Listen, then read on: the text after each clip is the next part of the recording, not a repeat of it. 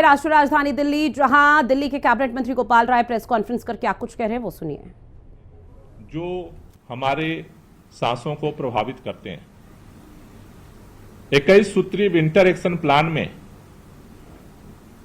Dust pollution को control करने के लिए सरकार ने जो प्लान बनाया, उस प्लान के तहत आगामी 7 अक्टूबर से 7 नवंबर तक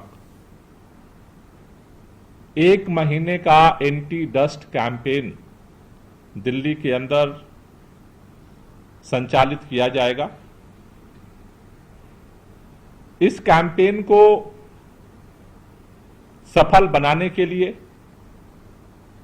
धूल प्रदूषण की गतिविधियों पर लगाम लगाने के लिए 13 विभागों की 523 टीमें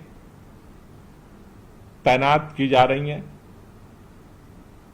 जो 24 घंटे दिल्ली के अंदर जो भी कंस्ट्रक्शन एक्टिविटीज हैं, वो अगर नॉर्म को फॉलो नहीं करती हैं, जो नियम है उनको लागू नहीं करती हैं, तो उनके खिलाफ कार्रवाई जो है वो की जाएगी। आज मैं प्रेस कॉन्फ्रेंस के माध्यम से दिल्ली के सभी लोगों से अपील करना चाहता हूं कि अगर आप कोई अपना व्यक्तिगत कंस्ट्रक्शन कर रहे हैं या फिर कोई कंपनी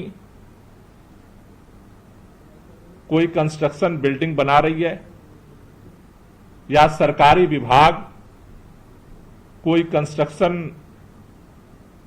वर्क कर रहे हैं, उन सभी लोगों को, चाहे वो व्यक्तिगत कार्य हो, चाहे वो प्राइवेट हो, चाहे वो सरकारी हो, सभी लोगों को दिल्ली के अंदर आज के बाद दिल्ली में 14 सूत्री कंस्ट्रक्शन के लिए जो नियम है उनको फॉलो करना होगा। 7 तारीख से ये टीमें फील्ड में उतरेंगी। 7 तारीख से पहले हम सभी लोगों को ये 1 हफ्ते का समय दे रहे हैं कि आप बारिश को देखते हुए अगर किसी तरह की कोई कंस्ट्रक्शन साइट्स पे लापरवाही है तो आप उस लापरवाही को दूर करें और जो 14 सूत्री मेजर्स हैं उनको आप फॉलो करें। हम दिल्ली के सभी लोगों को 1 हफ्ते का समय दे रहे हैं। 1 हफ्ते बाद भी अगर कोई फॉलो नहीं करता है तो फिर 7 तारीख से उनके खिलाफ कार्रवाई शुरू होगी। जो 14 सूत्री गाइडलाइन है जिसे कंस्ट्रक्शन निर्माण संबंधी कार्यों के दौरान फॉलो करना है, वो मैं आपको पढ़ के सुना रहा हूं। पहला, सभी निर्माण साइटों पर निर्माण स्थल के चारों तरफ धूल रोकने के लिए ऊंची टीन की दीवार खड़ी करना जरूरी है। जहां भी कंस्ट्रक्शन हो रहा है उसके चारों तरफ ऊंची टीन की दीवार खड़ा करना जरूरी है। सब लोग इस काम को शुरू कर दें। दूसरा, धूल प्रदूषण को लेकर पहले केवल 20,000 वर्ग मीटर से ऊपर के निर्माण साइट पर ही एंटी स्मॉग गन लगाने का नियम था। पिछली बार जब मैं इंस्पेक्शन कर रहा था तो कई लोगों ने कहा कि पहले तो केवल 20,000 से ऊपर ही लगता था, इसलिए हमने नहीं लगाया। अब नियम में बदलाव कर दिया गया है। अब 5,000 वर्ग मीटर से लेकर के उससे अधिक एरिया के निर्माण साइट पर भी एंटी स्मॉग गन लगाया जाएगा। मैं दोहरा देता हूं, पहले 20,000 वर्ग मीटर से केवल ऊपर वालों को एंटी स्मॉग गन लगाना होता था।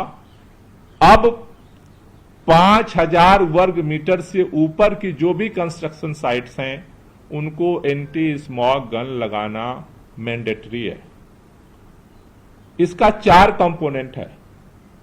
5,000 से 10,000 वर्ग मीटर का निर्माण साइट पे एक एंटी स्मॉग गन लगाना है। 10,000 से 15,000 वर्ग मीटर की साइट पे 2 एंटी स्मॉग गन लगाना है। 15,000 से 20,000 वर्ग मीटर की साइट पे 3 एंटी स्मॉग गन लगाना है। और 20,000 वर्ग मीटर से ऊपर की जो निर्माण साइट हैं वहां पे 4 एंटी स्मॉग गन लगाना है। तीसरा जो नियम है, निर्माण और ध्वस्तीकरण कार्य के लिए निर्माणाधीन क्षेत्र और भवन को त्रिपाल या नेट से ढकना जरूरी है।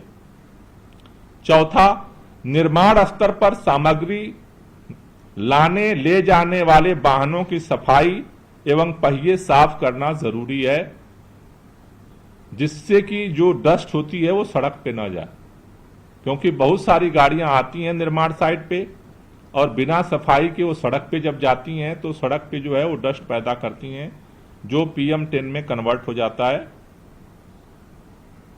पांचवा है, निर्माण सामग्री ले जा रहे वाहनों को पूरी तरह से ढकना पड़ेगा, जिससे कि कई सारे लोगों को हम देखते हैं गाड़ियां जो है कंस्ट्रक्शन सामग्री लेकर के आती हैं, जो लेबल होता है माल को स्टोर करने का उससे ऊपर होता है और पूरे सड़क पर जो है वो सामग्री गिरती हुई चलती रहती है।